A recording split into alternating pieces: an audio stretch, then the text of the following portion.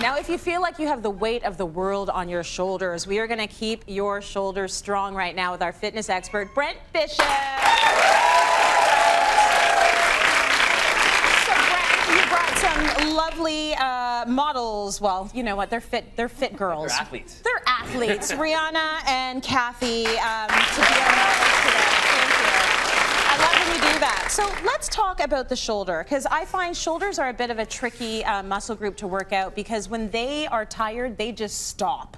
Like, yes. What can we say about shoulders in general? Well, it's important not just to think of the deltoid muscle itself. It's the stabilizers that are really important. I mean, the shoulder is the most mobile joint in the body, but it's also the most susceptible to injury because of the wide range of motion that you have. Yeah. So there are 4 major tendons that stabilize the joint. And it's important for people to know that and to realize that you need to stabilize and strengthen those tendons in order to make sure you have a healthy joint that's going to be not so susceptible to injury. And it's interesting because the shoulder is not the first thing that you think of working out when you go to the gym, especially if you're new to the gym. You're thinking, oh, you want to do your big... Unless you're a guy and you're going to the beach and you... Right? You want to do your big leg muscle groups or your booty, but you're not really thinking about your shoulders. Your shoulders are really, really important, as you say. I didn't realize it was the most sort of mobile joint you've got. Yeah, and typically nowadays, because we're all on computers and driving and in a rounded position, we have a lot of internal rotation that happens. Yeah. So we need to do the opposite and really focus on, the postural muscles to enhance that. Yeah, it'll help you stand better as well, right? Absolutely. Like this instead of this, which is what I'm always more likely to do. Okay, so we're going to do a few exercises right now to hopefully prevent injury in the future. Kathy will do the advanced version. Rihanna will do the beginner version. What do you want to start with, Brent? We're going to start with an external rotation. So Rihanna will give you this.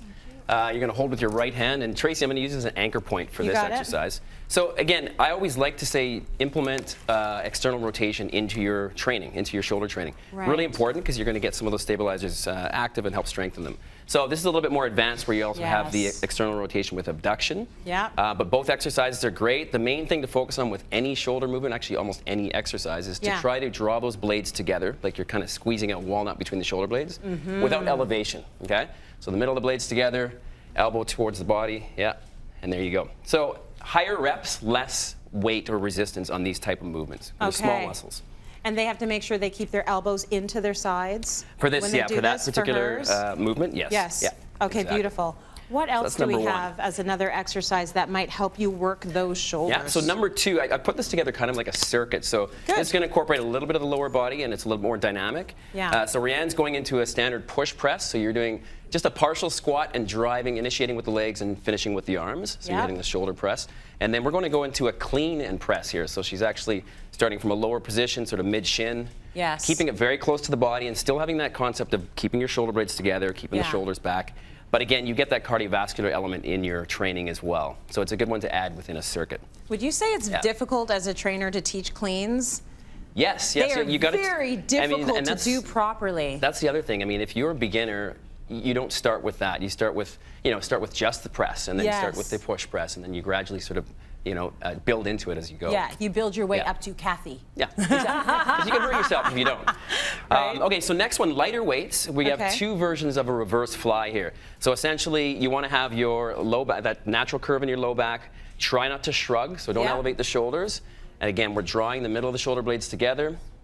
And Kathy has a version where she's supinated position, so she's getting a little more external rotation. What does supinated mean? Meaning, say this is prone, this is supination. So, so you're turning your palms forward. Yeah. Okay. And in doing that, you're turning the humerus, the arm bone, in an external rotated position. Okay, so stop it is for harder. 1 second, ladies. I want to see Kathy do it from the side because what's happening there is important. So she's pinching those 2 blades together. So right here. And she's not shrugging. And she's looking in the right direction, because that can really start to hurt your neck if you're trying to stare straight down or straight ahead. Yeah. Very nice job, ladies. Very good. So that's exercise number 3 in the circuit. Exercise number 3. So a great way to hit those postural muscles. Yes. The next one we'll do is we're going to go into, actually we'll use the same weights. We're going to go into a lateral raise. So hitting you talk about summer shoulders, people get that nice sort of teardrop there. Helps enhance the arm, but also, you're stabilized. You're using a lot of the stabilizers here.